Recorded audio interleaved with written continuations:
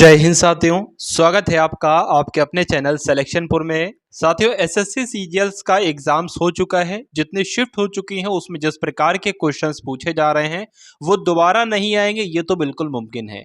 लेकिन हाँ, जहां जहां से क्वेश्चंस आपके पूछे जा रहे हैं उन टॉपिक से क्वेश्चंस उठाए जाएंगे आने वाली शिफ्ट में। तो साथियों, अगर आपकी परीक्षा भी नहीं हुई है तो इस क्लास को साथियों देख कर जाइएगा। डिटेल में एक क्लास आपके लिए बनाई गई है। उन सभी टॉपिक्स को साथियों पूरी तरीके से कवर किया गया है। जैसे कि जहां जहां जिस जिस टॉपिक से क्वेश्चंस आपके पूछे जा रहे हैं उन सभी टॉपिक्स को इस एक क्लास के माध्यम से कवर कर लिया गया है। तो साथियों, परीक्षा से पहले इस क्लास को देख कर जाइएगा, बहुत फायदा आपको। कई सारे क्वेश्चंस आप लोग इस क्लास से देखोगे। तो सबसे पहले इस चैनल को सब्सक्राइब करके बेल आइकन पर क्लिक कर दीजिए और वीडियो को भी लाइक कर दीजिए। देखिए, और कमेंट सेक्शन में ये बता दीजिए कि एग्जाम आपका कब से है। पहला प्रश्न आपको ध्यान रखना है कि किस राज्य सरकार ने तानसेन सम्मान शुरू किया है। साथियों, तो तानसेन सम्मान किसने शुरू किया है? मध्य प्रदेश सरकार के द्वारा तानसेन सम्मान की शुरुआत की गई है, आपको ध्यान रखना है। उसके अलावा जो इस प्रश्न से संबंधित यानी कि इस टॉपिक से संबंधित जो भी प्रश्न बनते हैं वो हम लोग इस क्लास में देखेंगे।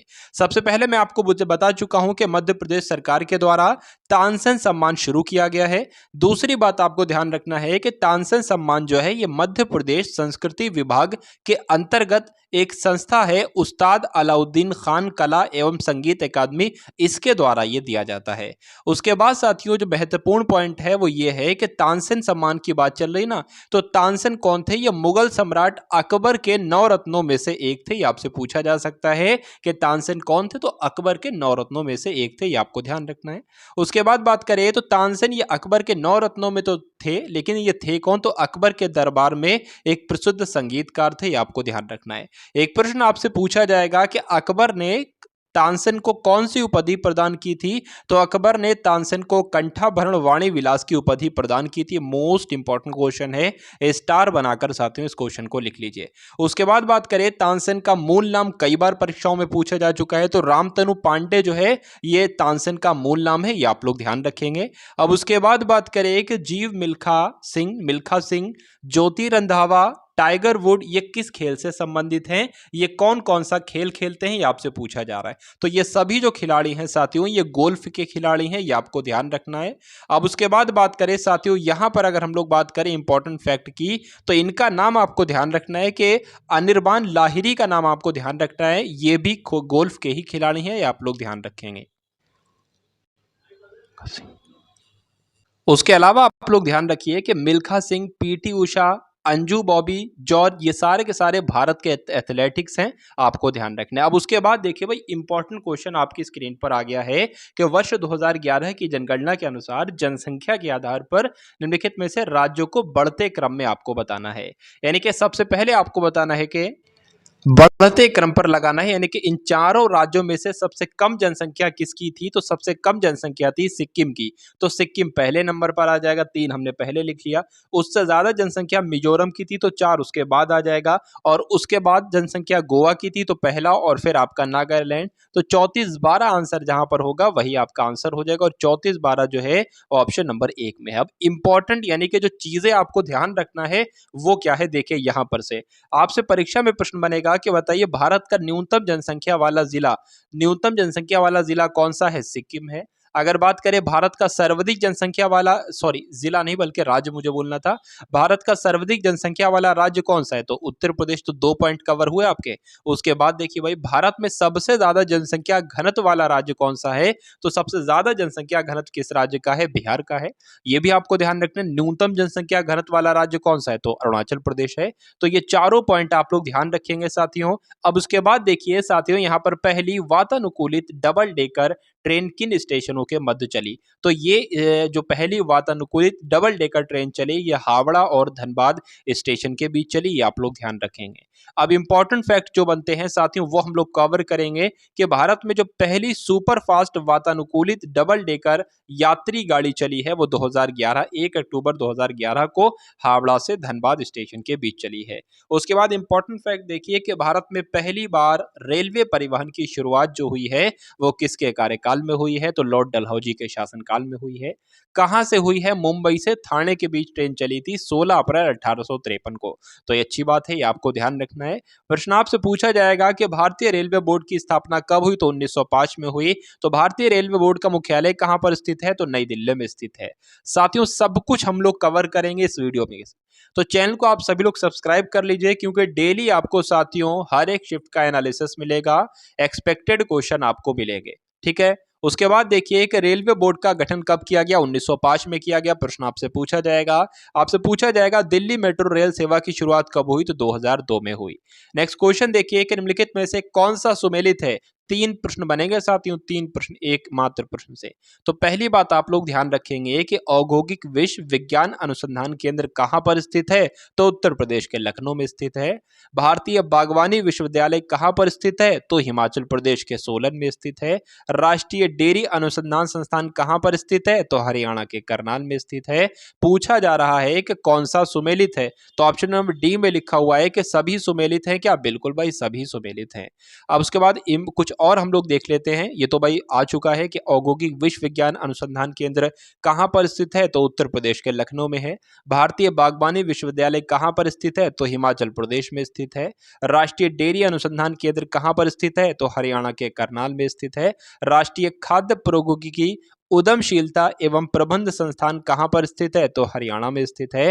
केंद्रीय कांच तथा मृत्तिका अनुसंधान संस्थान कहां पर स्थित है? तो पश्चिम बंगाल की राजधानी कोलकाता में स्थित है। केंद्रीय विद्युत रासायनिक संस्थान अनुसंधान कहां पर स्थित है? तो कराईकुड़ी में स्थित है। भारतीय सर्वेक्षण विभाग कहां पर स्थित है? तो देहरादून में स्थित है। इतने आप सभी लोगों को याद रखना है। अब उसके बाद देखिए साथियों, इंद्राणी रहमान किस नृत्य की नृत्यांगना है? यह आपसे साथियों पूछा जा रहा है। अच्छा क्वेश्चन है, तो बताने की कोशिश करेंगे। तो ये ओडिशी नृत्यांगना है, ये आप लोग ध्यान रखेंगे इनका नाम। और साथियों ये ओडिशी की नृत्यांगना है, इतना आप लोग ध्यान रखेंगे। उसके बाद कुछ इंपॉर्टेंट फैक्ट हम लोग साथियों देख लेते हैं कि इनके नाम आपको ध्यान रखना है साथियों। किसके? देखिए, एक तो साथियों जो इंद्राणी रहमान थी वो ओडिशी की नृत्यांगनाएं थी। उसके अलावा पटनायक भी हैं, शेरोन लोवेन भी हैं, संयुक्ता पाणिग्रही भी हैं, और सोनल मानसिंह है, और किरण सहगल हैं, कालीचरण। ये सारे के सारे साथियों क्या हैं? ये सारे के सारे ओडिशा के नृत्यांगनी और नृत्यांगना हैं। बात करें यामिनी कृष्णमूर्ति, रुक्मणी देवी, वैजंती माला, ये सारे के सारे भरतनाट्यम के नृत्यांगना है। उसके बाद देख लीजिए कि राधा रेड्डी, यामिनी कृष्णमूर्ति, स्वपन सुंदरी, लक्ष्मी नारायण शास्त्री, ये कुचिपुड़ी के नृत्यांगना नर्तक हैं। उसके बाद देखिए, अच्छा क्वेश्चन है कि एनटीपीसी की स्थापना कब हुई? तो एनटीपीसी की स्थापना जो हुई थी वो 1975 को हुई थी। पहली बात आपको ध्यान रखना है। तो एनटीपीसी की स्थापना कब हुई? 1975 को हुई। एनटीपीसी का मुख्यालय कहां पर स्थित है? तो नई दिल्ली में स्थित है। नेशनल थर्मल पावर कॉर्पोरेशन इसकी फुल फॉर्म होती है। चलिए, उसके बाद बात करें, भारत में सबसे ज्यादा विद्युत ऊर्जा की आपूर्ति जो है वो ताप ऊर्जा से ही होती है। उसके बाद आपसे क्वेश्चन पूछा जाएगा कि भारत में पहला जल विद्युत शक्ति ग्रह जो है ये कहां पर है? तो दार्जिलिंग में है। इसकी स्थापना कब हुई थी? तो 1898 में हुई थी। उसके बाद बात करें साथियों एनएचपीसी की, यानी कि राष्ट्रीय पन बिजली निगम लिमिटेड की स्थापना कब हुई? तो 1975 में हुई। ये आपको ध्यान रखना है। चलिए, उसके बाद बात करें राखल लीला किस राज्य का लोक नृत्य है? देखिए, लोक नृत्य से संबंधित भी प्रश्न आपसे पूछे जाएंगे। तो इस क्वेश्चंस के माध्यम से हम लोग महत्वपूर्ण सभी लोक नृत्य देख लेंगे। तो अगर बात करें कि राखल लीला कहाँ का लोक नृत्य है? तो असम का लोक नृत्य है। ये आपको ध्यान रखना है। अब इंपॉर्टेंट चीजें हम लोग देख लेते हैं कि राखल लीला मैंने आपको बताया कि असम का लोक नृत्य है। असम का शास्त्रीय नृत्य कौन सा है? तो सत्रिया, एक आप लोग ध्यान रखेंगे, ये असम का जो है वो शास्त्रीय नृत्य है। उसके बाद देख लीजिए भाई, जो केरल के शास्त्रीय नृत्य हैं वो यहाँ पर मैं आपको बता देता हूँ, जैसे कि डफ है, धमाल है, खोरिया है। पेपर साथियों इसी क्लास से बनेगा, क्योंकि इसी क्लास में वो सारे टॉपिक कंप्लीट कर लिए गए हैं जो परीक्षा में आपसे पूछे जा रहे हैं पिछली शिफ्ट में। तो डफ है, धमाल है, खोरिया है, फाग है, ये सारे के सारे हरियाणा के लोक नृत्य हैं। उसके अलावा केरल की यहाँ पर अगर बात करें तो केरल के कथकली आपको ध्यान रखना है, और मोहिनी अट्टम आपको ध्यान रखना है। और जिस किसी में भी अट्टम आ जाए वो साथियों केरल का ही शास्त्रीय शास्त्रीय नृत्य होगा, ये भी आप लोग ध्यान रखेंगे। अब यहाँ पर साथियों मध्य प्रदेश के हम लोग लोक नृत्य देख लेते हैं। मांझ है, टापड़ी है, संगमाणिया है, दिवाली है, ये सारे के सारे मध्य प्रदेश के लोक नृत्य हैं। असम के लोक नृत्य की बात करें तो बिहू है। असम का शास्त्रीय नृत्य मैं आपको बता चुका हूँ, सत्रिया है। उसके अलावा राजस्थान के लोक नृत्य की बात करें तो कालबेलिया है, गणगौर है, घूमर है। ये 3 आप लोग ध्यान रखेंगे। अगले नंबर का साथियों प्रश्न देखिए और बताइए इसका राइट आंसर। किस राज्य में पुरुषों की परंपरागत वेशभूषा सोला या फोतुआ और एरीचद्दर के रूप में जानी जाती है? तो यहां पर साथियों आपके इस क्वेश्चन का राइट आंसर जो होगा वो असम के साथ जाएगा, ऑप्शन नंबर सी। अब उसके बाद देखिए इंटरपोल का मुख्यालय कहां पर स्थित है? तो इंटरपोल के मुख्यालय की अगर बात करें तो कहां पर स्थित है साथियों? फ्रांस में स्थित है। फ्रांस के लियोन में स्थित है। ये महत्वपूर्ण चीज है, ये आपको ध्यान रखना है। अब इंपॉर्टेंट फैक्ट की बात करें तो इंटरपोल का मुख्यालय फ्रांस के लियोन में स्थित है। इंटरपोल की स्थापना कब हुई थी? तो 1923 में हुई थी। इसका नाम जो इंटरपोल पड़ा है वो 1956 में पड़ा। इसकी स्थापना 1923 में हुई थी। जो इंटरपोल नाम है वो 1956 में पड़ा है, ये आपको ध्यान रखना है। उसके बाद बात करें कि विश्व का सबसे बड़ा पुलिस संगठन कौन सा है? तो इंटरपोल ही विश्व का सबसे बड़ा पुलिस संगठन है। यूनेस्को का मुख्यालय कहां पर है? तो पेरिस में है। नाटो का मुख्यालय कहां पर है? तो ब्रुसेल्स में है, यह आपको ध्यान रखना है। चलिए अब उसके बाद देखिए नियर फील्ड कम्युनिकेशन पर आधारित है तो कम दूरी के उच्च आवृत्ति वायरलेस संचार पर आधारित है क्या? एनएफसी यानी कि नियर फील्ड कम्युनिकेशन। किस भारतीय समुदाय ने यानी कि कौन से भारत के समुदाय ने भारत में पहली क्रिकेट क्लब की स्थापना की थी? तो पारसियों ने पहली क्रिकेट क्लब की स्थापना की थी भारत में। अब उसके बाद बात करें साथियों इंपॉर्टेंट फैक्ट की, आपको ध्यान रखने के पारसी भारतीय समुदाय ने भारत में पहली क्रिकेट क्लब की स्थापना की थी, आपको ध्यान रखना है। आपसे पूछा जा सकता है कि पारसियों ने 1846 में ओरिएंटल क्रिकेट क्लब की स्थापना की, तो बिल्कुल की, आपको ध्यान रखना है। बाद में 1877 में पारसी क्रिकेट क्लब की स्थापना की। ये सारे के सारे फैक्ट आप सभी लोगों को याद रखना है। भारतीय क्रिकेट कंट्रोल बोर्ड का गठन कब किया गया? तो 1928 में किया गया। भारत ने पहला आधिकारिक टेस्ट मैच कब खेला? तो 1932 में खेला। और किसकी कप्तानी में खेला? तो सी के नायडू की कप्तानी में खेला। क्रिकेट का जनक कौन सा देश है? तो इंग्लैंड जो है वो क्रिकेट का जनक देश है, आप लोग ध्यान रखेंगे। आरंभ में क्रिकेट विश्व कप को प्रूडेंशियल कप कहा जाता था, ये भी आप लोग ध्यान रखेंगे। अब साथियों इस क्लास का अंतिम क्वेश्चन देखिए कि स्वर्ण जयंती ग्राम स्वरोजगार योजना की शुरुआत कब की गई? तो कब की गई ये आपसे साथियों पूछा जा रहा है, बताने की कोशिश करेंगे इस क्वेश्चन का करेक्ट आंसर आपका क्या होगा? तो 1999 इस प्रश्न का बिल्कुल सही उत्तर हो जाता है। इंपॉर्टेंट फैक्ट की अगर बात करें तो स्वर्ण जयंती स्वरोजगार योजना की शुरुआत 1999 में हुई। अभी आपने देखा इस योजना का उद्देश्य क्या है? तो इस योजना का उद्देश्य जो है वो गरीबी रेखा से जितने लोग नीचे हैं उनको रोजगार देना, उनको सक्षम बनाना और उनको समृद्ध बनाना।